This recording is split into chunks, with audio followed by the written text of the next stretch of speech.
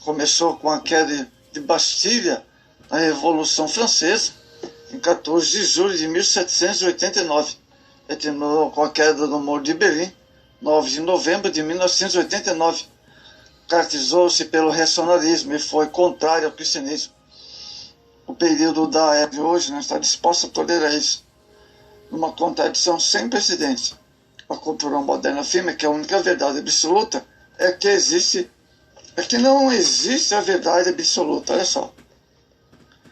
A queda do muro, com o fim do comunismo que resta dele por aí, são estertores, alguns teimosos, foi complexo, não correu em um só dia.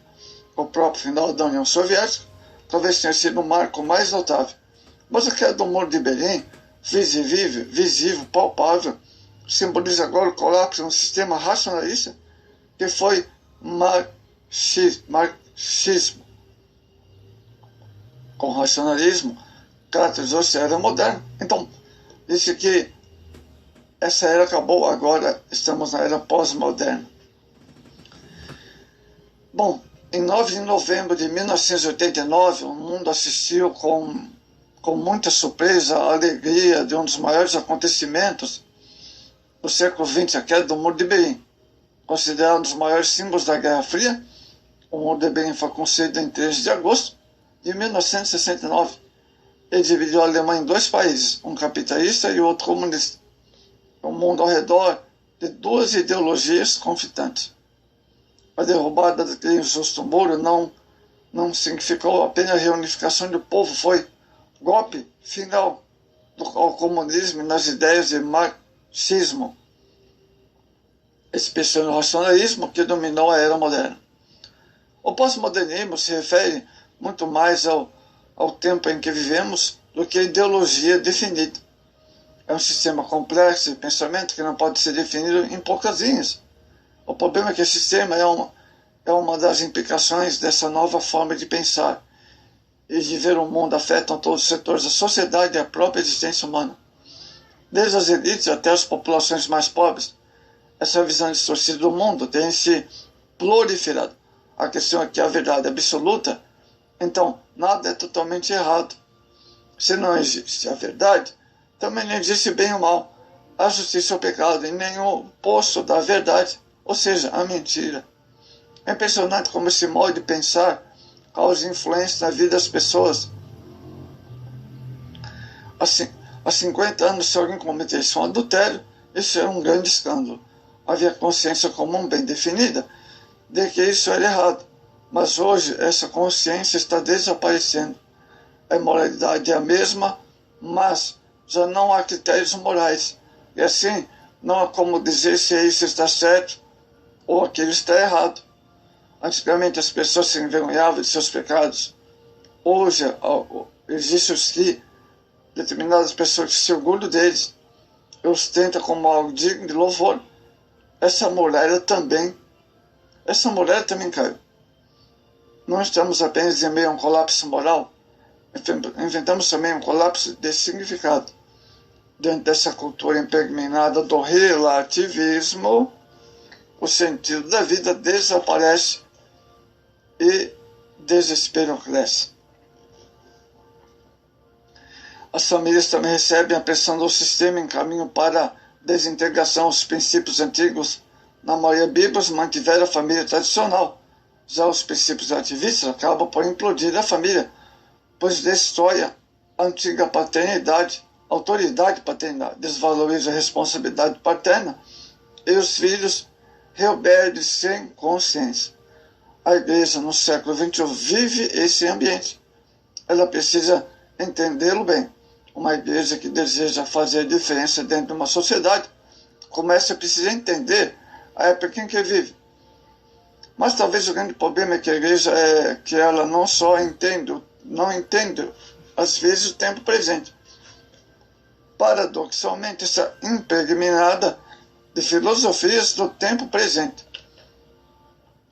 Essa tendência invade determinadas denominações. Para muitos, o conceito de ser ortodoxo ou herege já não existe mais.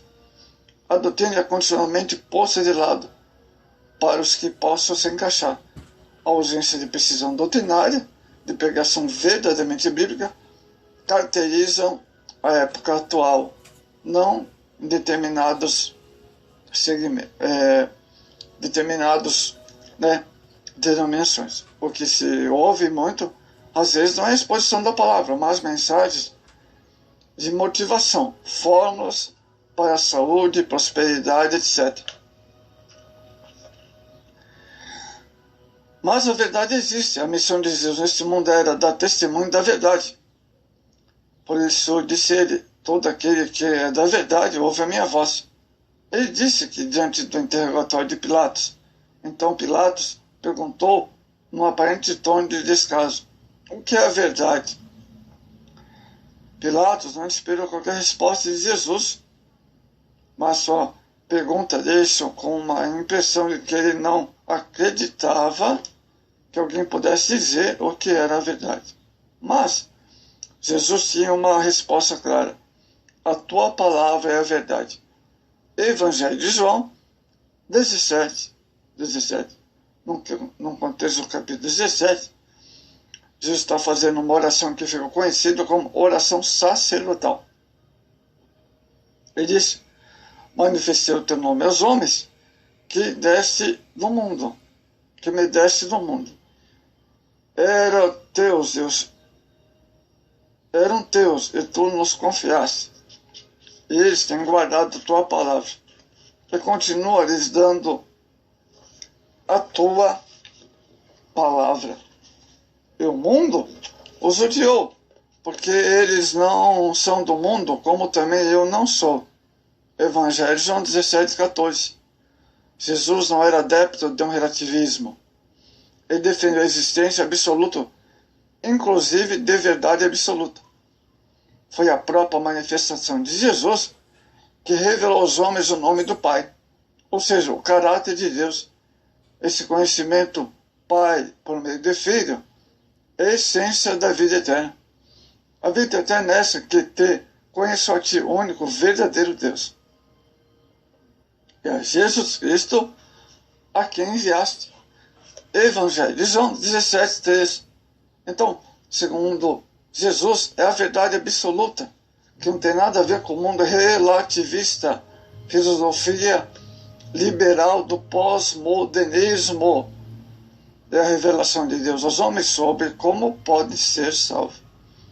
A verdade não é algo que parte do próprio homem, pois o máximo que o homem consegue produzir por si mesmo são verdades contraditórias e, portanto, relativas por ser humano ser característica pela contradição. Olha só o contexto do período pós-moderno. A verdade absoluta somente pode vir de fora do ser humano.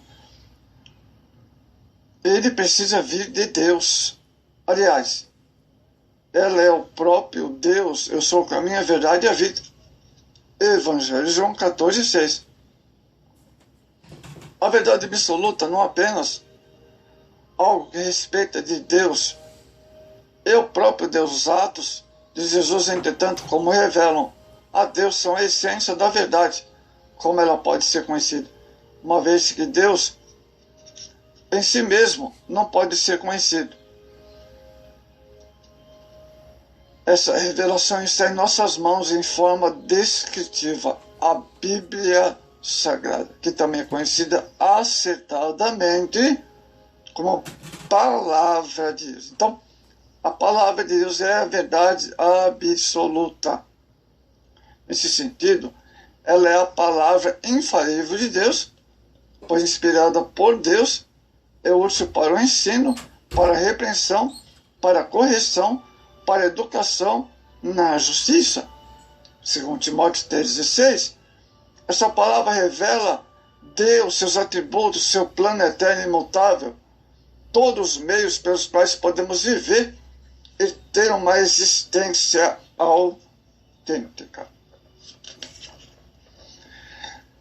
Amados, guardando o tesouro da igreja tem função em relação à verdade, santificação, não somente na verdade, mas também para a verdade. Essa santificação é profundamente necessária na vida do crente para que ele possa cumprir a missão que Jesus designou. Evangelho de João 17, 18.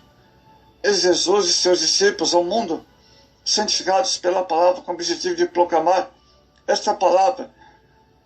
Jesus falou sobre o papel fundamental da unidade cristã para que a missão da igreja possa ser cumprida. A verdade é o grande legado de Deus para a igreja, é o tesouro que a igreja precisa proteger como coluna e baluarte da verdade. 1 Timóteo 3,15. Esse texto tem muitos a nos ensinar sobre que a igreja, o qual é sua responsabilidade. Paulo escreveu a Timóteo, a quem deu a tarefa de organizar a igreja. Amados, primeiro Paulo chamou a igreja de casa de Deus. 1 Timóteo 14, 16. Ou seja, 1 Timóteo capítulo 3, verso 14 ao 16. Casa de Deus. Amados, o que tem sido atacado nos últimos dias é a verdade da palavra. Em tempos do relativismo, a verdade é tida por desnecessária para essa filosofia liberal. O papel da igreja é oferecer suporte e defesa para a verdade. A verdade principal é a mensagem do Evangelho. É a verdade mais geral, é a Escritura toda. As verdadeiras doutrinas bíblicas isentas de invenções precisam ser sustentadas. Ainda nesse texto, Paulo fala o mistério da piedade, que provavelmente é referência à própria mensagem da verdade, que a igreja precisa sustentar. O mistério da piedade é a vida redentora de Cristo, sua vida e morte, sua justificação, contemplação, ressurreição, etc. A verdade vence o relativismo, amados, dessa filosofia moderna, pós-moderna. A verdade de Jesus vence o relativismo dos sacerdotes, dos poderosos na nação. A verdade sempre vence a mentira. A igreja deve se manter como coluna baluarte da verdade e fazer isso com firmeza, coragem, mas também deve fazer aquilo com inteligência. Se as pessoas cada vez mais têm infestado o relativismo em termos de religião e fé, então qual deve ser nossa postura como crentes diante da situação? Como enfrentar as dúvidas do pensamento pós-moderno da evangelização, por exemplo? Amados e diletos irmãos, como vencer uma pessoa que não crê que existe a verdade, que a Bíblia é a verdade de Jesus? É o caminho? Certamente alguém diria, isso não cabe a nós, é obra do Espírito Santo, o que está perfeitamente certo, mas conhecemos melhor a base do pensamento pós-moderno e suas contradições. Sempre fazemos a defesa apologética, aproximamos das pessoas, conversamos de forma esclarecida, como fez Paulo em Areópago. Amados, demonstrar que a contradição do pensamento pós-moderno leva à destruição de todos os princípios da sociedade e a própria existência humana é um bom caminho para alcançar mentes pós-modernas. Acima de tudo, é preciso demonstrar a consistência da fé para o mundo, desde o fundamento sólido, bíblico histórico, até a parte que precisa ser vista na vida daqueles que falam a verdade. Eles não podem falar da verdade se viver na mentira. Mas nossa função é testemunhar nesse tempo confuso, pós-modernidade, que existe uma verdade, que existe uma verdade absoluta, é a palavra de Deus.